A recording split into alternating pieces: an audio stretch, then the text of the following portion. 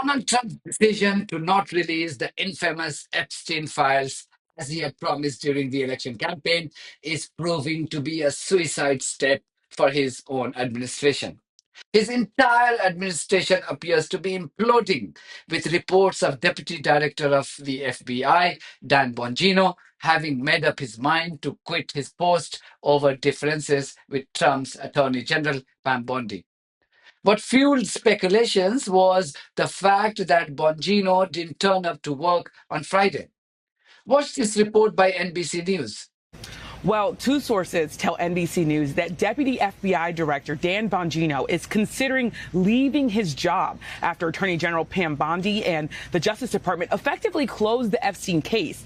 In the past, both Bondi and Bongino have said that there is more to be revealed about Epstein. AG Bondi even once said she had the alleged Epstein client list on her desk, though the White House later clarified that she meant the Epstein files in general. But this week, a new memo from the DOJ and FBI concluded that there is no additional evidence to reveal, and it said Epstein died by suicide. That memo enraged many supporters of President Trump, who had accused the Biden administration and now the Trump administration of covering up aspects of the Epstein case. According to reports, FBI Director Kash Patel, too, had reportedly threatened to resign, but he later denied such claims. What has left the MAGA supporters fuming is Trump's spectacular U-turn over the release of the Epstein files. This was him during the election before becoming the president for the second time. Even though he was a little circumspect, he had given enough indication on releasing the files about Epstein and how he ran his sex racket involving minors and influential names from US and UK politics. Would you declassify the 9/11 files? Yeah. Would you declassify JFK files? Yeah. Would you, I did a lot of it. Would you declassify the Epstein files? Yeah, I would. All right. I guess I would. I think that less so because, you don't know it. You don't want to affect people's lives if it's phony stuff in there because there's a lot of phony stuff with that whole world. However, after becoming the president, Trump forgot his election promise, just like he forgot to honor his claim about his much publicized image of an anti-war president. And when a reporter reminded him about this last week, he lost his cool. Jeffrey Epstein, it left some lingering mysteries. One of the biggest ones is whether he ever worked for an American or foreign intelligence agency. The former labor secretary, who was Miami U.S. Attorney Alex Acosta, he allegedly said that he did work for an intelligence agency. So could you resolve whether or not he did? And also, could you say why there was a minute missing from the jailhouse tape on the night of the staff? Yeah, sure. If I Pam, could I just interrupt for 1 second? Are you still talking about Jeffrey Epstein? This guy's been talked about for years. You're asking, we have Texas, we have this, we have all of the things. And are people still talking about this guy, this creep? That is unbelievable. Do you want to waste the time and do you feel like answering? I don't mind answering. I mean, I can't believe you're asking a question on Epstein at a time like this where we're having some of the greatest success and also tragedy with what happened in Texas. It just seems like a desecration, but you go ahead. Sure. First, to back up on that, in February, I did an interview on Fox, and it's been getting a lot of attention because I said, I was asked a question about the client list, and my response was, it's sitting on my desk to be reviewed, meaning the file along with the JFK, MLK files as well. That's what I meant by that. No wonder his MAGA supporters are up in arms against their own leader. People who supported Trump for the second term are now expressing their disgust by burning the MAGA hats. You can watch the clip on our Telegram channel. Details are on the screen. Even Fox News, which is a known supporter of Trump, has started to criticize him on this matter. You can defuse this ticking time bomb if you simply get out there, sit down, the AG, get the deputy director, and get the director himself. Put them in front of cameras, have them make a statement, and have them answer questions. We're only talking about 5 or 10 questions. But what this will do is, first of all, restores confidence. Number two, it answers some of the basics, especially the simple things like, you can't tell me that 1,000 people were hurt and that there are no people out there that we can arrest. You can't tell me that, oh, sorry, we don't have a list. Fine, don't have a list. Tell me who the perpetrators were. Let's depose every single person who might have had a chance to get on that list and might have been out there at that island, and let's talk to them. Let's find out what happened. You're telling me other videos out there in New Mexico and in the island and in New York, and nobody saw anything?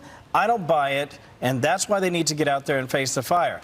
Prominent pro-Trump voice Tucker Carlson has absolutely no doubt that Epstein was an Israeli plant to blackmail US politicians, thereby being able to manipulate US politics in his favor. And I think the real answer is Jeffrey Epstein was working on behalf of intel services, probably not American. And we have every right to ask, on whose behalf was he working? How does a guy go from being a math teacher at the Dalton School in the late 70s with no college degree to having multiple airplanes, a private island, and the largest residential house in Manhattan? Where did all the money come from? And no one has ever gotten to the bottom of that because no one has ever tried. And moreover, it's extremely obvious to anyone who watches that this guy had direct connections to a foreign government. Now, no one's allowed to say that that foreign government is Israel because we have been somehow cowed into thinking that that's naughty. There is nothing wrong with saying that. There is nothing hateful about saying that. There's nothing anti-Semitic about saying that. There's nothing even anti-Israel about saying that. I've spent my entire life pretty much in Washington, where I knew and loved a number of people, including one very close person who worked at CIA. That has never prohibited me from saying, I think the CIA has done some horrible things, murdered a bunch of people, participated in the murder of a sitting US president. It's got a whole trail of crimes. That doesn't make me a disloyal American. It doesn't make me anti-American in any sense. I was born here. My family's been here for hundreds of years. I love this country. That's why I live here. So criticizing the behavior of a government agency does not make you a hater. It makes you a free person. It makes you a citizen. You're allowed to do that because you're not a slave, you're a citizen.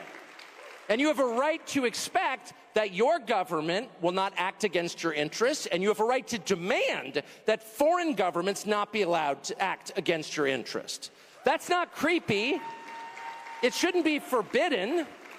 And yet all of us have trained ourselves to believe that you can't say that somehow, that that's like too naughty and forbidden. And the effect of making that off limits has been to create a lot of resentment, and I'll say it, hate online, where people feel like they can't just say, like, what the hell is this? You have the former Israeli prime minister living in your house. You have had all this contact with the foreign government. Were you working on behalf of Mossad? Were you running a blackmail operation on behalf of foreign government? By the way, every single person in Washington, D.C. thinks that. I've never met anyone who doesn't think that. Now you can understand why war criminal Netanyahu is able to get Trump to support all his genocidal aspirations in the Middle East. Meanwhile, Trump has shared a lengthy social media post defending Pam Bondi for withholding information on the Epstein Files. He wrote, and I quote, "What's going on with my boys, and in some cases gals? They're all going after Attorney General Pam Bondi, who is doing a fantastic job. We are on one team, MAGA, and I don't like what's happening," end quote. He also went on to blame his predecessors and political rivals for creating a mess over the Epstein Files. Typical Trump.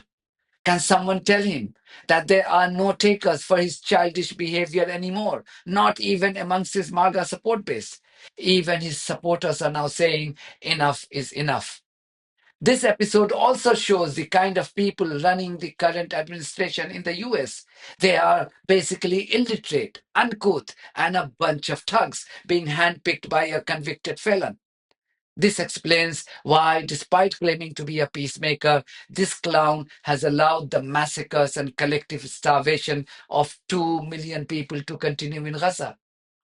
Trump's promise on Epstein Files have a completely different meaning for his domestic support base. It's not like Trump's support for the genocide of Palestinians in Gaza and the occupied West Bank. While MAGA supporters may not revolt over the slaughtering of children and babies by Trump's terrorist friend Benjamin Netanyahu, they are definitely not in a mood to forgive their leader over a U-turn on the Epstein Files.